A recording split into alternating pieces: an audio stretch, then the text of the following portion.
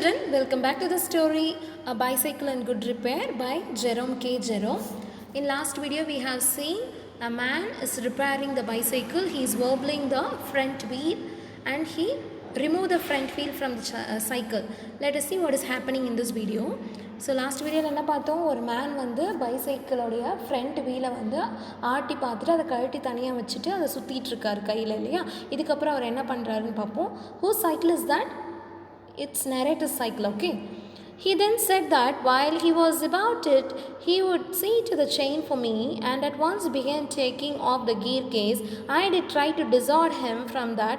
I told him what an experienced friend of mine once said to me solemnly, if anything goes wrong with your gear case, sell the machine and buy a new one. It comes cheaper. So இங்கே என்ன சொல்கிறாருன்னா, இப்போ வந்து front wheel ஆடுதுன்னு சொல்லிட்டு கழட்டி தனியாக வச்சுட்டாரு இல்லையா அந்த man.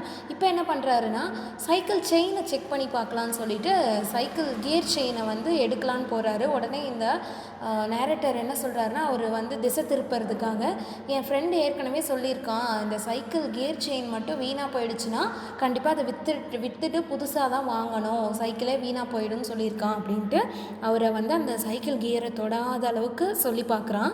He said people talk like that who understand nothing about machines. Nothing is easier than taking off a gear case. So உடனே இந்த மேன் என்ன சொல்கிறாரு, சைக்கிளை பற்றி தெரியாத ஒருத்தர் தான் அப்படி சொல்லுவாங்க, உண்மையிலே ஒரு மெக்கானிக்காக இருந்தால் அப்படி சொல்ல மாட்டாங்க. இந்த சைக்கிள் கியரை இந்த செயின் எடுக்கிறது தான் ரொம்ப ஈஸியான விஷயம். நீங்களே நிறையா பார்த்துருப்பீங்க, உங்கள் சைக்கிளே இங்கே ஓட்டும் போது சைக்கிள் செயினை மாற்றுறது தான் இருக்கிறதுலே கொஞ்சம் கஷ்டமான விஷயமா இருக்கும் இல்லையா. So I had to confess he was right. In less than 5 minutes he had the gear case in 2 pieces lying on the path and was groveling for screws. Cycle செயினை கழட்டுறது தான் ஈஸியான விஷயம், ஆனால் அது மாற்றுறது தான் கஷ்டம் இல்லையா. ஸோ அதை நினச்சிட்டே இருக்கிறதுக்குள்ளேயே அந்த மேன் என்ன பண்ணுறாருன்னா, அந்த சைக்கிள் கியர் கேஸை பிரித்து 2ஆக வச்சிடுறாரு. அது மட்டும் இல்லாமல் அவர் பிரித்த வேகத்தில் ஸ்க்ரூஸ்லாம் எங்கெங்கேயோ போய் விழுந்துடுது, அதை அவர் தேடிட்டுருக்காரு. He said it was always a mystery to him the way screws disappeared. அந்த மேன் என்ன சொல்கிறாரு, எனக்கு இது ஒரு மர்மமாகவே இருக்குது, எப்படி தான் அந்த ஸ்க்ரூஸ் எல்லாம் மறைஞ்சு ஓடி போயிடுதோ அப்படின்னு சொல்லிட்டு அந்த மேன் வந்து என்ன பண்ணுறாரு, கியர் செயினை கழட்டினால அங்கேருந்து மிஸ் ஆன ஸ்க்ரூஸை தேடிட்டுருக்காரு. Common sense continued to whisper to me, stop him before he does any more mischief. So உடனே இவனுக்கு காமன் சென்ஸ், இவனுக்கு அறிவு சொல்லுது, அவரை இதோட நிறுத்திடு, இல்லைனா இன்னும் உங்கள் சைக்கிளை வந்து பார்ட்டாக பிரிச்சுருவார் போல இருக்குது அப்படின்னு காமன் சென்ஸ் சொல்லுது. You have a right to protect your own property from the ravages of a lunatic. So ஒரு பைத்தியக்காரங்கிட்ட இருந்து உன்னுடைய பொருளை பாதுகாக்கிறதுக்கு உனக்கு முழு உரிமை இருக்குது. ஸோ அந்த ஆள் பைத்தியம் மாதிரி ஏதாவது பண்ணிகிட்ருக்காரு, அவர்கிட்ட இருந்து சைக்கிளை காப்பாற்றுன்னு அவருடைய அறிவு சொல்லுது. Take him by the scruff of the neck and kick him out of the gate. So என்ன சொல்கிறார், அவரை கழுத்தை பிடிச்சி வெளியே தள்ளிடு அப்படின்னு சொல்லிட்டு அவனுடைய மைண்ட் சொல்லுது. But I am weak when it comes to hurting other people's feeling and I let him muddle on. So ஆனால் இவனுக்கு என்ன, உண்மையிலே he was very good in heart. So என்ன சொல்கிறேன், மற்றவங்களுடைய முகத்தில் அடித்த மாதிரி என்னால் பேச முடியாது, மற்றவங்களை கஷ்டப்படுத்துறது எனக்கு பிடிக்காது, அதனால் அவரோட இஷ்டத்துக்கே நான் விட்டுட்டேன்னு சொல்கிறார். He gave up looking for the rest of the screws. He said screws had a knack of turning up when you least expected them and that now he would see to the chain. He tightened it till it would not move. Next he loosened it until it was twice as loose as it was before. So என்ன பண்ணுறாரு, அந்த ஸ்க்ரூவை எடுத்து பொருத்தும் போது ரொம்ப tight ஆகிடுச்சு. சரி கொஞ்சம் லூஸ் பண்ணலான்னு பார்த்தா ரொம்ப டபுள் மடங்கு லூஸ் ஆகிடுச்சு. Then he said we had better think about getting the front wheel back into its place again. So என்ன சொல்கிறாரு, இப்போ நம்ம வந்து இந்த ஃப்ரண்ட் வீலை அதோட இடத்துலையே நம்ம பொருத்தணும் அப்படின்னு சொல்லிட்டு கழட்டி வச்சுருந்தாரு இல்லையா ஃப்ரண்ட் வீல், அதை மாட்டணும் அப்படின்னு சொல்கிறாரு. I held the fork open and he worried with the wheel.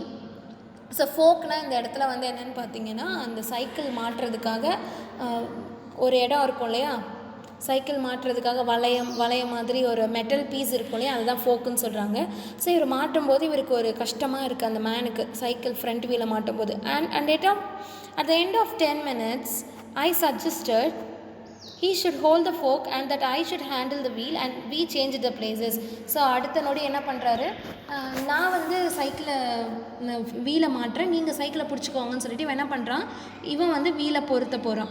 At length we did get the thing into position and the moment it was in position he burst out laughing. I said, what's a joke?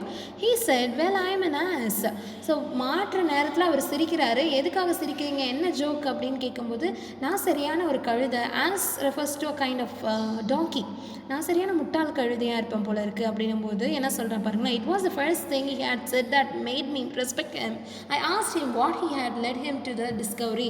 இதனால தான் இவர் இந்த நொடி தான் அவரை மதிக்கணும்னே அவனுக்கு தோணுச்சான். பரவாயில்ல, இப்போவாது அவர் ஒரு முட்டாள் கழுதைன்னு அவரை ஒத்துக்கிறாரேன்னு சொல்லிட்டு இவருக்குள்ளே ஒரு மரியாதை வருதான்.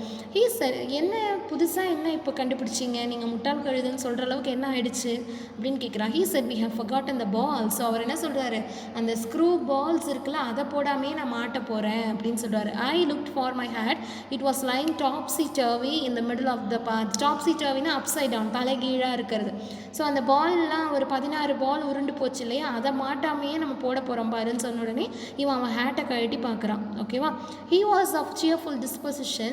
He said, well, we must put back all we can find and trust to providence. சரி, இப்போ நம்ம எல்லாத்தையுமே அதோட இடத்துல வந்து பொருத்திடலாம் அப்படின்னு சொல்லிட்டு ஃபிக்ஸ் பண்ணுறாங்க. We found 11. We find 6 on the one side and 5 on the other, and half an hour later the wheel was in its place again. It need hardly be added that it really did wobble now. A child might have noticed it. He said it would be do for the present. So என்ன சொல்கிறாங்க, எல்லாம் fix பண்ணியாச்சு, அந்த balls எல்லாத்தையும் இந்த பக்கமும் அந்த பக்கமும் போட்டு ஃபிக்ஸ் பண்ணால் உண்மையிலேயே இப்போ தான் அந்த சைக்கிளோடைய ஃப்ரண்ட் வீல் ஆடுது. ஒரு குழந்தை பார்த்தா கூட கண்டுபிடிச்சிரும் உங்கள் வீல் ஆடுதுன்னு சொல்லிட்டு.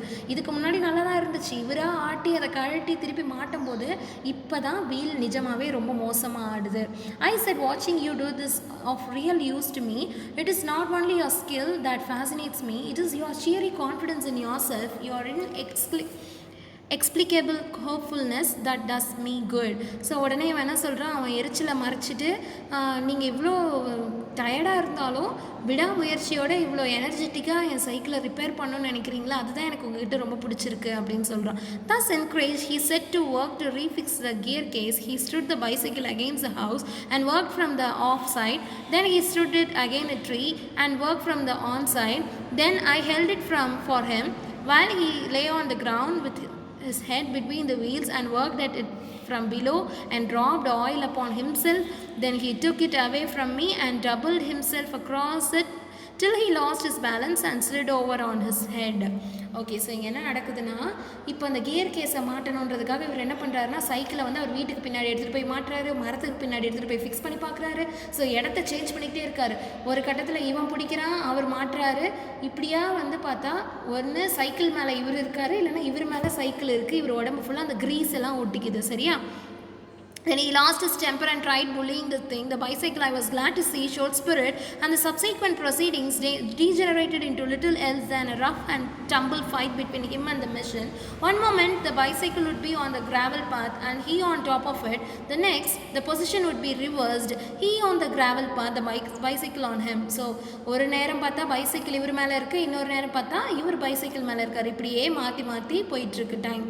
Now he would be standing flushed with victory, the bicycle firmly fixed between his legs, but his triumph would be short-lived. By a sudden quick movement it would free itself and turning upon him hit him sharply over the head with one of its handles.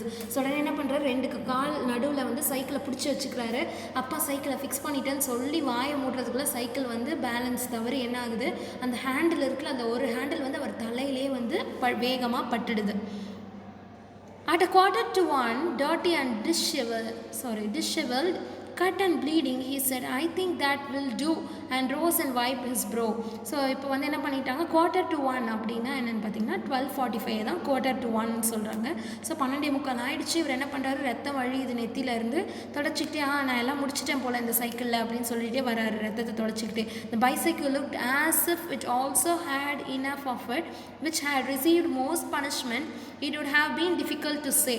பைசைக்கிளை பார்த்தா அப்படியே ரொம்ப அடி வாங்கின மாதிரி அங்கங்கே பிஞ்சு போய் கிடக்குதான் bicycle. I took him into the back kitchen where, so far as was possible, he cleaned himself. Then I sent him home. So அவனை கிச்சனுக்கு கூட்டிகிட்டு போகிறாங்க. அவரே எல்லாத்தையும் க்ளீன் பண்ணிவிட்டு என்ன பண்ணுறாரு, அவர் வீட்டுக்கு இவன் அனுப்பி வச்சிடறான். That is a story. So இங்கே என்ன சொல்ல வராங்க இந்த ஸ்டோரியில் அப்படின்னா, நம்மளுடைய பொருட்களை தேவையில்லாமல் தெரியாதவங்க கையில் கொடுக்கக்கூடாது. சரியா. தெரியாதவங்க கையில் கொடுத்தோம்னா கண்டிப்பாக அவங்களுக்கும் அதில் கஷ்டம், நமக்கும் அது கஷ்டம். சரியா. ஸோ பேச வேண்டிய இடத்துல சில விஷயங்களை டைரெக்டாக பேசிடணும். நம்ம மற்றவங்களை ஹர்ட் பண்ணுறோம் அப்படின்னு நினச்சிட்டே இருந்தோம்னா நம்ம பொருளுக்கு தான் ஆபத்து. சரியா. ஸோ சரியான நேரத்தில் பேச வேண்டிய விஷயங்களை பேசிடணும். That is the concept of the story. Thank you.